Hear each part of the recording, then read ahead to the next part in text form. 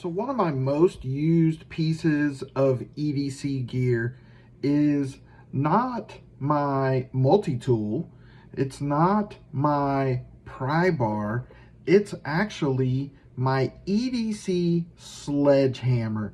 This thing is awesome. This is a prototype. I'm gonna put the EDC sledgehammer into production and make these things available soon, but this is great.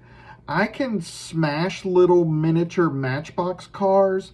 I can hammer tiny little brad nails.